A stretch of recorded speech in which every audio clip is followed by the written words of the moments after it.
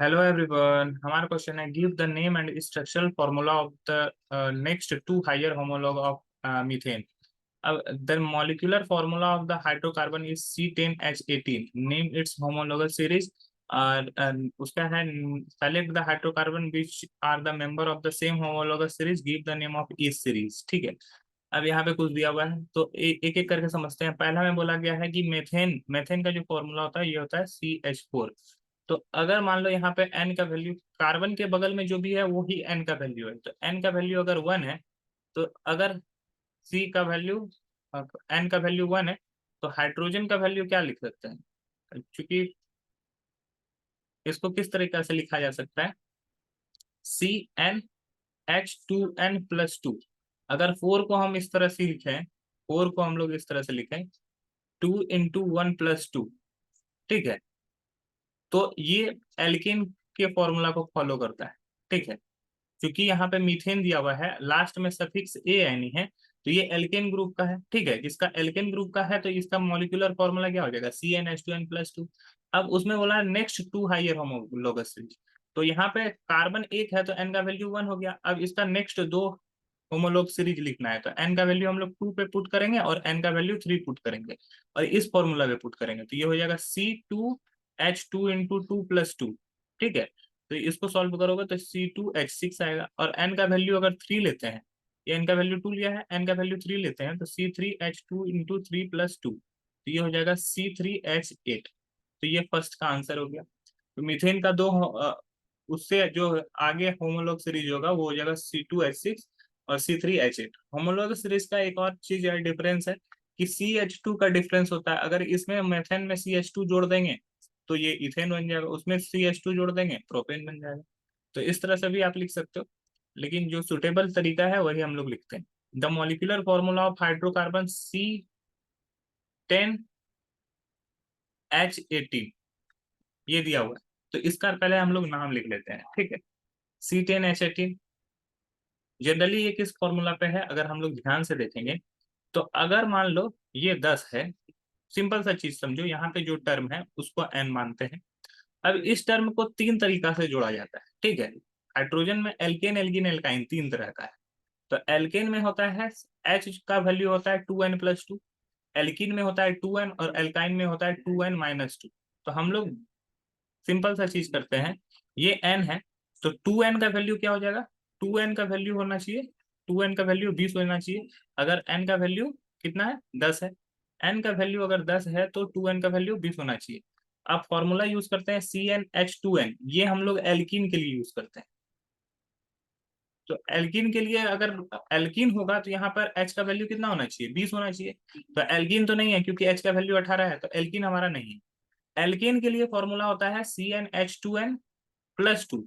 तो CN2n का value 20 हो गया और इसमें दो जोड़ेंगे तो ये क्या हो जाएगा, टोटल 22 हो जाएगा। 2n+2 कितना हो जाएगा, 22 हो जाएगा। तो ये एल्केन को फॉलो करता है CnH2n+2, तो ये 22 तो यहाँ नहीं है, 18 है, और 2n-2 करेंगे तो ये 18 जरूर आ जा रहा है। तो ये बिल्कुल एल्काइन पर बिलोंग करता है, क्योंकि एल्काइन का फॉर्मूला है CnH2n-2, एल्काइन को ये बिलोंग करता है, तो ये एल्काइन ग्रुप का है। ये बात तो कंफर्म हो गया। यहाँ पे कार्बन और कार्बन के बीच में क्या होगा, ट्रिपल बॉन्ड होगा। अब इसमें सिर्फ हम लोग को होमोलोगस सीरीज के बारे में बताना है, तो ये अल्काइन सीरीज का है और इसका जनरल फॉर्मूला है CnH2n-2। ठीक है। अब बात करते हैं थर्ड क्वेश्चन की। तो select the hydrocarbon which are member of the same homologous series, give the name of series. अब देखो, सिंपल सा चीज है, तीन चीज समझना है। अगर जो भी कार्बन का वैल्यू, अगर कार्बन का वैल्यू n है तो H का वैल्यू अगर 2n हो गया तो वो हो गया एल्कीन। अगर n का वैल्यू, कार्बन का वैल्यू n है और H का वैल्यू 2n+2 हो गया तो ये हो गया एल्केन। और अगर H का वैल्यू 2n-2 हो गया, 2n-2, तो ये हो गया एल्काइन। ठीक है, यही समझना है। तो यहाँ देखो, कार्बन का वैल्यू 5 तो हाइड्रोजन 10 है, तो जस्ट दुगना है TC5H10। तो यह एन एन का जस्ट डबल करेंगे, 10 हो गया, 5 का जस्ट डबल होता है 10, तो जस्ट 2n का वैल्यू जो होगा वो किसको फॉलो करेगा, एल्कीन को। तो ये एल्कीन हो गया। C3H8, एन का वैल्यू 3, ठीक है, पुट करते हैं। 3 जैसे ही एन का वैल्यू लिए तो दुगुना करेंगे तो 6 होगा, 6 तो यहाँ पे नहीं है तो एल्किन नहीं है, दुगुना करेंगे 6 और 2 ऐड करेंगे 8, यहाँ पे 8 है, तो मतलब ये किस ग्रुप से है, एल्केन से। तो C3H8 जो हो गया वो क्या हो गया, एल्केन, ठीक है। इसके बाद है C6H10, C6H10, देखो 2n का वैल्यू तुरंत पुट करो, n का वैल्यू 6 है, 2n का वैल्यू 12 होगा, 12 -2 का वैल्यू है यहाँ पे, -2 कहाँ पे आ रहा है, एल्काइन में, तो ये हमारा एल्काइन है, ठीक है। उसके बाद है C4H10, C4H10 को जैसे ही n का वैल्यू 4 लेंगे, 4 का जस्ट डबल करेंगे 8 होगा, और H में क्या हो रहा है, 10 है, तो 8 + 2 करने पे 10 आ रहा है, तो मतलब कि ये एल्केन का वैल्यू है, तो ये C4H10 भी कहाँ से है, एल्केन से।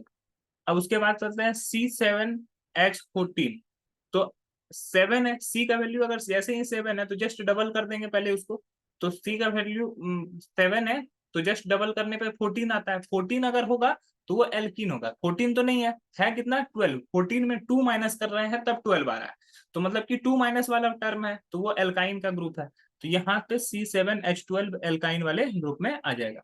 और आखिरी है C8H16, C8H16 क्या हो जाएगा, देखो एन का वैल्यू 8, जस्ट डबल है हाइड्रोजन, जस्ट डबल हाइड्रोजन कहाँ रहता है, एल्कीन में, तो मतलब कि ये भी हमारा C8H16 भी एल्कीन ग्रुप का है। इसका जनरल फॉर्मूला हो गया CnH2n, इसका फॉर्मूला जनरल फॉर्मूला हो गया CnH2n+2, और इसका जो जनरल फॉर्मूला हो गया CnH2n-2, ठीक है। ये तो मैंने पहले भी बता चुका है। आई होप ये क्वेश्चन आपको समझ में आ गया होगा। That's all, thank you.